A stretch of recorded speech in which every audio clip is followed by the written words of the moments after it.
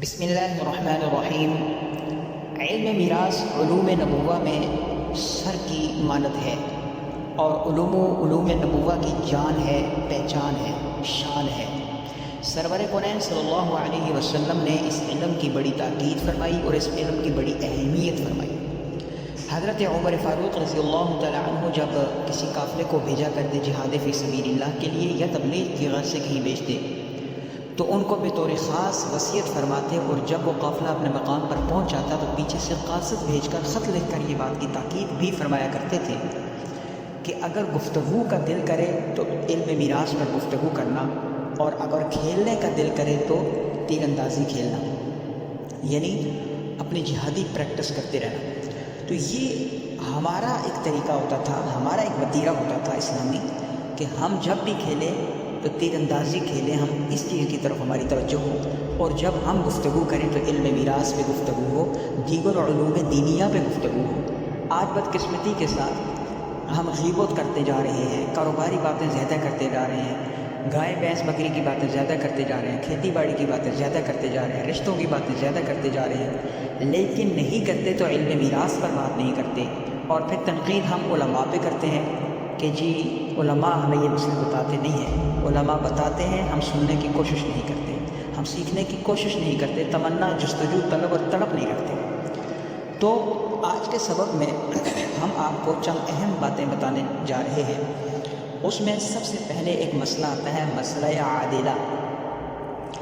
ایک مسئلہ عادلہ کیا ہوتا ہے یہ ہم آپ کو انشاءاللہ بتائیں گے۔ دوسرے نمبر پر ہے مسئلہ عول یا عائلہ، یہ بھی ایک علم میراث کا اہم ترین موڑ ہے۔ اس کے بعد ایک مسئلہ آتا ہے مسئلہ رد۔ یہ مسئلہ رد کیا ہے یہ بھی انشاءاللہ ہم آپ کو تفصیل سے بتائیں گے۔ اور آپ نے ہمارے دوسرے، تیسرے یا چوتھے سبق میں یہ بات پڑھی ہوگی کہ مسئلہ حمل، اگر کوئی شخص فوت ہوا، اس کا بیٹا یا بیٹی اس کی بیوی کے پیٹ کے اندر ہے، تو یہ پیٹ کے اندر ہونے والا جو بچہ یا بچی ہے یہ اس مرحوم کی ترکے کا وارث ضرور بنے گا۔ کیسے بنے گا یہ ہم آپ کو تفصیل سے بتائیں گے انشاءاللہ۔ تو آج کے سبق میں ہم صرف آپ کو مسئلہ عول یا عائلہ، ان کو یہ دونوں الفاظ سے یاد کیا جاتا ہے، یہ بتائیں گے۔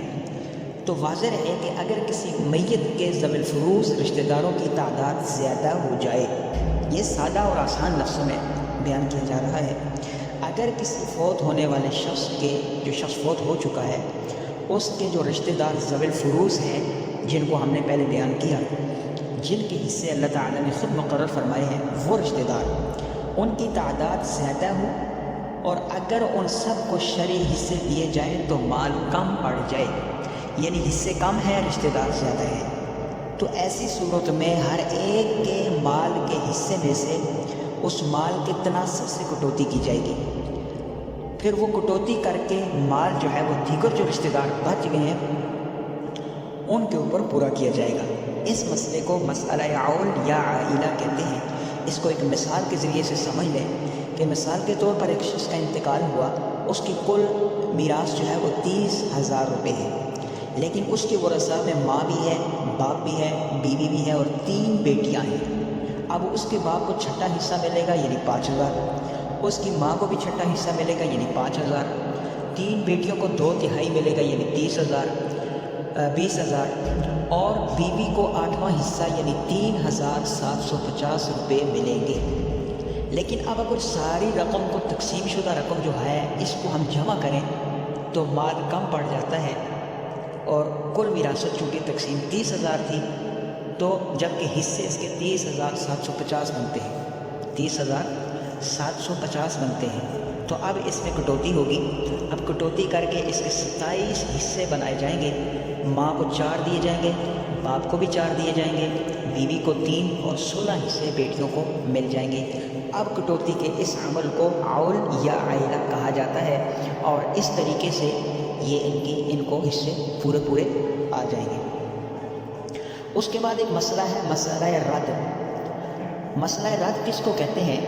اگر میت کے ذوی الفروض میں ان کے حصے تقسیم کرنے کے بعد مال بچ جائے، پہلی صورت کیا تھی؟ مال کم ہو جائے، اور اب اس صورت میں یہ ہے کہ مال بچ جائے۔ ذوی الفروض حصوں میں تقسیم کرنے کے بعد اگر مال بچ جائے تو اس کو عصبات نسبی میں تقسیم کریں گے۔ لیکن اگر عصبات نسبی جو آپ کو پہلے بیان کیے گئے ہیں وہ کون سے ہیں؟ جو خود بھی مرد ہوں اور ان کی رشتہ داری کسی مرد کی نسبت سے ہو۔ اگر عصبات نسبی میں سے کوئی بھی موجود نہ ہو تو بچا ہوا مال دوبارہ سے ذوی الفروض میں ان کی تناسب سے بانٹ دیا جائے گا۔ جتنا مال بچے گا اسی مال کو سب ذوی الفروض رشتہ داروں میں جو موجود ہے ان میں تقسیم کر دیا جائے گا، بانٹ دیا جائے گا۔ اب مثال کے طور پر ایک شخص کا انتقال ہوا، اس کے چھوڑے ہوئے مال کی جو ترکہ ہے کل قیمت اس کی 30,000 روپے ہے، اور اس کے ورثاء میں اس کی ماں ہے، ایک بیٹی ہے۔ تو اب ہم شرعی قانون کے مطابق چھٹا حصہ یعنی 5,000 ماں کو دیں گے اور نصف یعنی آدھا حصہ یعنی 15,000 روپے بیٹی کو دیں گے۔ اب باقی 10,000 روپے بچ گئے۔ اس نیت کا عصبہ کوئی بھی نہیں ہے رشتہ دار۔ اب یہ 10,000 ان دو ذوی الفروض میں تقسیم کریں گے، ماں کو چھٹا حصہ دے دیا جائے گا اور بیٹی کو نصف مل جائے گا۔ مطلب 1-3 کے تناسب سے ماں کو 1 حصہ اور بیٹی کو 3 حصے مل جائیں گے۔ اس صورتحال کو مسئلہ رد کہتے ہیں، یعنی ہم نے بچا ہوا مال بھی واپس ذوی الفروض کو لوٹا دیا، رد کر دیا۔ تو اس عمل کو مسئلہ رد کہا جاتا ہے۔ آپ سے ریکویسٹ ہے کہ آپ ہمارے اس یوٹیوب چینل کو سبسکرائب بھی کریں، لائک بھی کریں اور پلیز ہماری حوصلہ افزائی کریں تاکہ ہم علم میراث کو احسن انداز سے آپ تک پہنچانے میں مزید کوشش کر سکیں۔ السلام علیکم ورحمۃ اللہ وبرکاتہ۔